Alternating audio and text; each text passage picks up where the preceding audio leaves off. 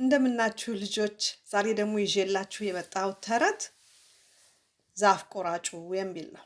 ከዕለታት አንድ ቀን አንድ በጣም ድሃ የሆነ ዛፍ ቆራጭ ነበር እና ሙሉ ቀን ዛፍ ሲቆርጥ ይውልና ከዛ ወደ ከሰዓት ላይ ይደክመውና እስቲ ከማረፌ በፊት አንድ ጊዜ እችን ትንሽ ለመቁረጥ ልሞክር ብሎ መጥረቢያውን አንስቶ ዛፉን ሊቆርጥ ሲል መጥረቢያው ከእጁ ይፈነጠርና ውሃ ውስጥ ይገባል።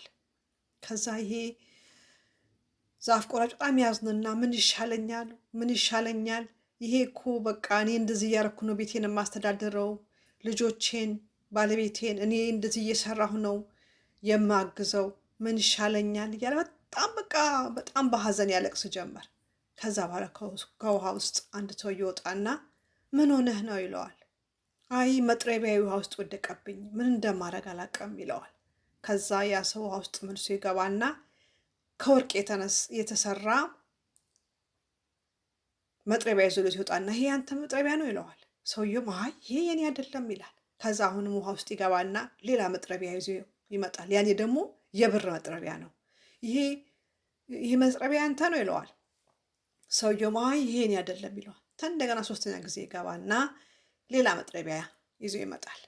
ያኔ ልክ ሰውየው የወደቀበት መጥረቢያ እንደሆነ ሲያውቅ በጣም ደስ ይለውና በጣም ያመሰግነዋል። እግዚአብሔር ይስጥልኝ፣ በጣም አመሰግናለሁ፣ ይሄንን መጥረቢያ ነበረ የወደቀብኝ ይላል።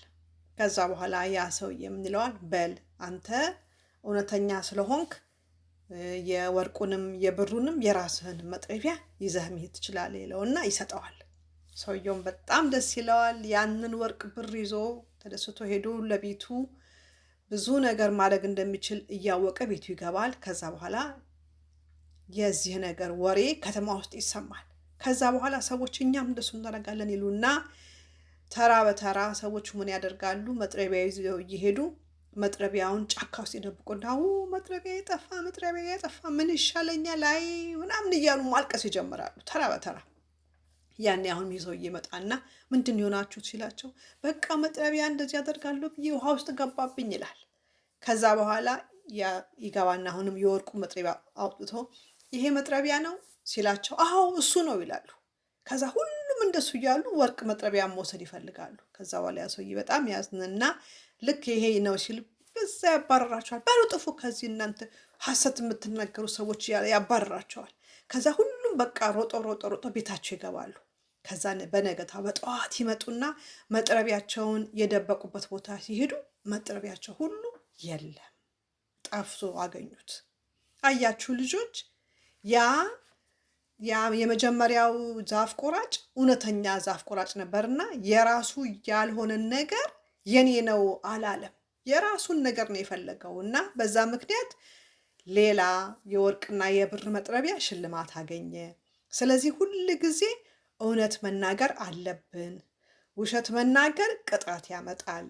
ስለዚህ አንድ ነገር የኛ ካልሆነ ይሄ የኔ አይደለም፣ የኔ ይሄ ነው ብለን የራሳችንን ብቻ ነው መውሰድ ያለብን። የሌላ ሰው ከሆነ አንነካም። ስለዚህ እንደሱ ከሆነ ሌላም ሰው ጥሩ ልጆች እንደሆን ያውቃል፣ እውነተኛ ልጆች እንደሆን ያውቃልና ያ ደግሞ ለኛ በጣም ጥሩ ይሆናል። በሉ ልጆች ተረቴን እዚህ ላይ ጨርሳለሁ። ዛሬ ሳምንት ደግሞ በሌላ እስከምንገናኝ ደህና ሁኑ።